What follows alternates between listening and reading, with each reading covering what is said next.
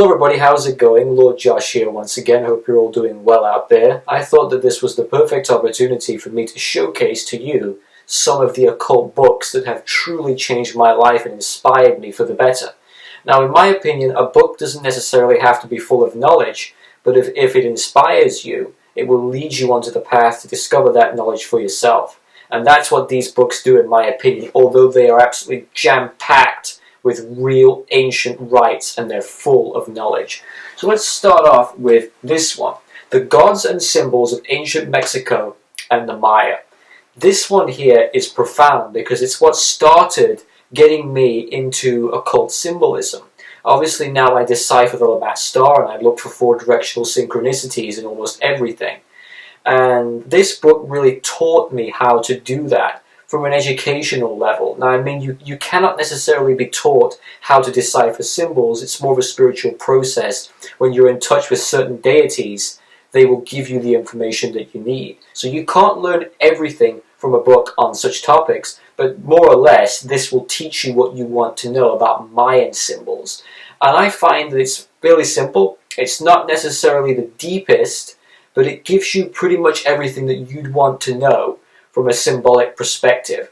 It's really very well written, the pictures are very beautiful, and I would say that if you're looking into the Mayan civilization and Mesoamerican societies in general, this is a perfect place to start, because it really details some of the rituals, some of the ceremonies, the bloodletting. It also gives an A to Z kind of dictionary definition of what certain words mean. And Lammat is in here as the rabbit. He manifests as the rabbit in this book. So yeah, perfect book, great for Mayan symbolism. Highly recommend it. If it wasn't for this, I wouldn't have the symbolism series that I do on this channel. So it's changed my life in that regard. Okay, so next, we have a very, very small book, very short book. The Magical Lots of Zhuge-Liang. So what is this? A lot of people message me and they say, I've seen this magical book, and it's using Zhuge-Liang's name. What does it mean? This is basically a book on divination using the I Ching. And the I Ching is an oracle source which you can gather information from based on divine beings. And Zhuge-Liang was said to have used the I Ching during his strategies when he would prepare for battle. He would consult the oracle system to gain certain types of information to see how the battle would be fought. And it was said that he made modifications and improvements to the old traditional ways of fortune telling, and he created what has now become known as the Magical Lots of Zhuge-Liang. Now, it is very short. You could probably read this in like 2 hours or less in one session, but it's one of those books that I would say you could carry around with you. You could carry this around with you in your daily life, and if a situation arises and you're not sure what to do, you could consult the Magical Lots of Zhuge-Liang to get an answer. You take it with you on the go, and it will tell you things as soon as you flip open a page. It's very well written. It does briefly mention Zhuge-Liang changing the winds at the Red Cliffs, but it doesn't go into a lot of detail about that. It's more focusing on the divination and the lots themselves, and the trigrams and hexagrams. It's a good book. I highly recommend it if you're into Taoist magic. Remember, we're not going in any particular order here. The next one is the Mayan Oracle, a Galactic Language of Light. Now, this one has a bit of a synchronicity built into the front cover of it. There's over 44, right? 44, divine number 4, 4 directions. There's 44 colored cards within this book.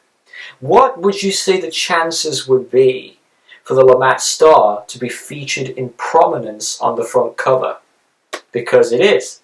That's the Lammat star right there, and it's repeated on the back as well. It's pretty freaking cool how they give superiority to that card over all of the other ones, that symbol over all of the other ones that are in there.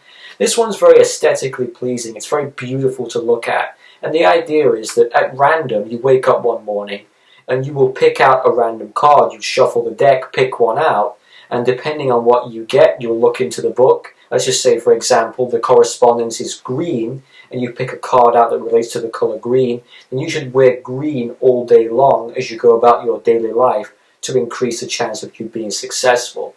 So this book is all about Mayan divination, the Mayan oracle system.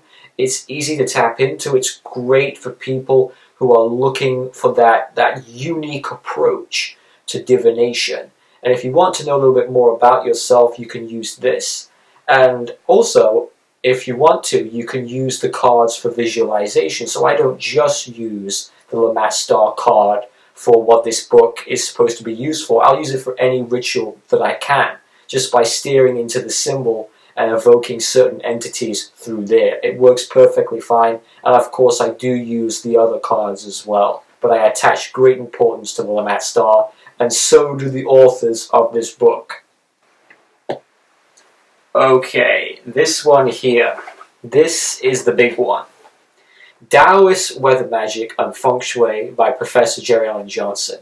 This is the Bible of Taoist weather magic. And I say that because it's the only book written on Taoist weather magic. Yes, there are other books that will mention the art. They'll mention it very briefly in a couple chapters.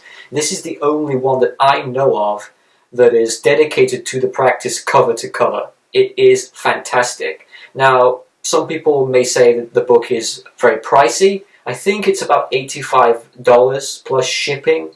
And some of the books on the professor's website go up to $200, so they can get quite pricey. But as soon as you open this book, and I mean this, as soon as you open it and you start to study it, you will understand and you will say, okay, I understand now why it's so expensive. Well, it's not really that expensive, but it warrants it, okay? It's a fantastic book. There's a lot of information here about finding the power spot, the four celestial animals, of course, feng shui. There is a lot of details about Zhuge Liang procuring the southeastern winds at the Battle of the Red Cliffs, which gets a 10 out of 10 from me. Whenever people write about that, I have to give them top marks for it. This book is absolutely outstanding. It's probably one of the best books that I've ever read in my whole life, and I think it's one of the best books that's ever been written. And I would put this in a museum. That's how much I highly value it. It doesn't leave you wanting. Everything that you want to know about the practice is in here, and I mean that. So if you're thinking about buying it but you're put off by the price, don't be. It's worth it. Believe me, it's absolutely worth it. And I urge you to get it as soon as possible, because this will catapult your spiritual career or your spiritual journey as an occultist, as a weather magician. Because there's nowhere else to start, really. Do you know what I mean? There's really nowhere else that you can go to get this level of information. I even remember the very first time that I opened this book. I had a sort of mini enlightenment experience because of it. For a while, I was floundering around in my own spiritual practice, and I had trouble connecting the dots because I was missing so much information because of the lack of other books that are out there on the subject.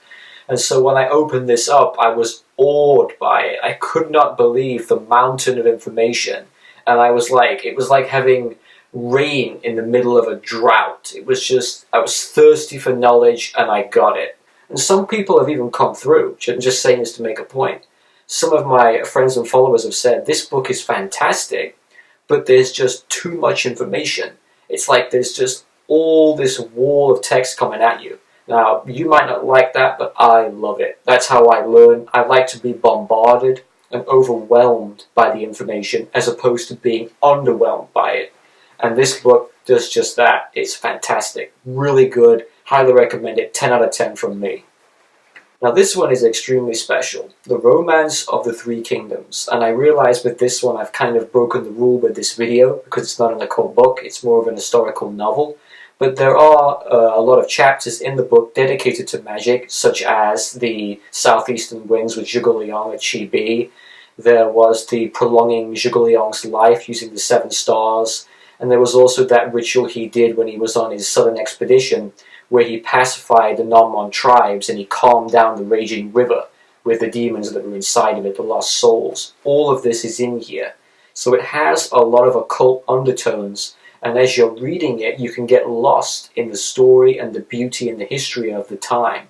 And I credit this book for being the book that has changed my life out of all of them. Because what you're seeing here now, me wearing the Hanfu robes and carrying the Kongming fans, I wouldn't have known about that if it wasn't for me tapping into the history of this book. So this is solely responsible for me becoming a Taoist and a weather magician, and also a student and follower of Kong Ming, and all of the great heroes and villains of the time. They all have their rightful place there.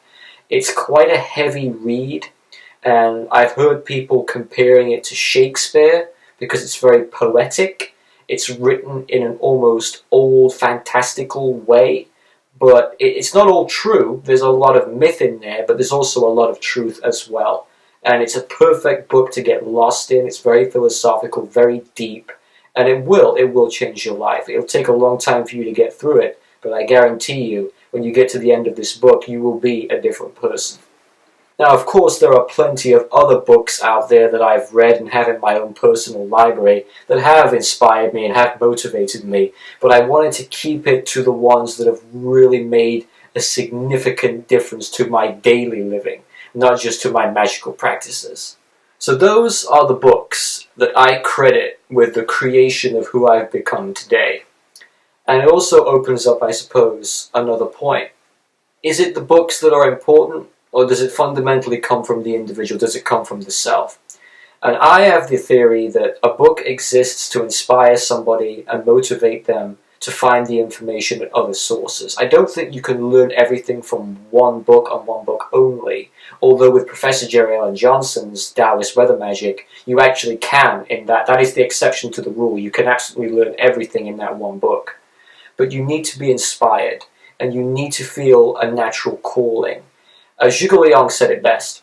He said that if you're a scholar and all you do is read and write, 1,000 words pour from your pen, but there's not one solid idea in your heart. So you can't just study this. You can't just clinically go through it and go through the motions. You have to have some passion. You've got to have a lot of heart. You've got to care about the subject matter.